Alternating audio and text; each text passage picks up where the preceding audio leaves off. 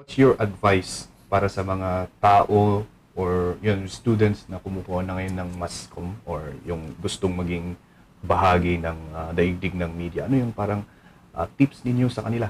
Para... Hanga ako sa lahat ng mga gustong pumasok sa broadcasting o sa media. Hanga ako. Harinawa, papatuloy nyo yan. Huwag kayong umatras.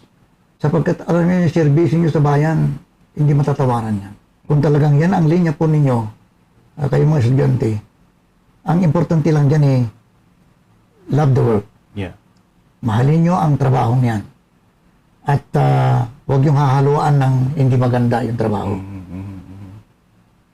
Sikapin yung makakuha ng pangalan. Yeah. Kasi yan ang maging pundasyon ninyo Kapag empleyado ka lang, pagdating ng panahon at wala kang pangalan, pwede kang tabi lang ng isang management. Hindi ka marirecognize. Kung kaya nyo gawin din yung ginagawa namin Tatang Idong na magsusulo na kayo pagdating ng panahon, kinakailangan lang ng pundo at saka lakas ng program ninyo para makakuha kayo ng ads. Hindi papasukin ng advertiser ang programa nyo kung hindi kilala. Hindi kilala. Yeah. At saka kung hindi kilala ang inyong, hindi identified yung pangalan ninyo sa mga medyo may sinasabi. Sikapin ninyo na ipagpatuloy nyo ang serbisyo nyo. The more na ika ngay naninilbihan po kayo sa bayan, mamaling kayo ng inyong mga listeners, uunlad ang inyong negosyo, uunlad ang inyong programa.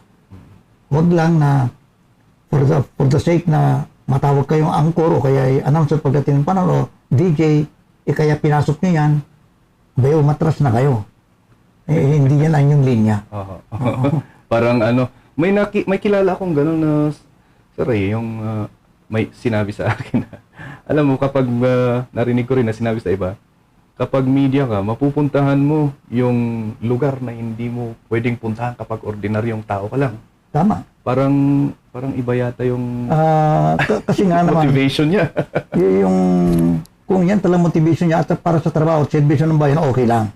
Kaya lang, kung yan ang motivation mo na para maging sikat ka, mapupunta mo kung saan-saan, may interview mo, maski sinong tao, maski presidente, may interview mo, ibang usapan yun.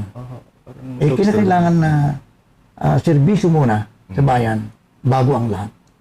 Listening to El Maestro Speaks podcast.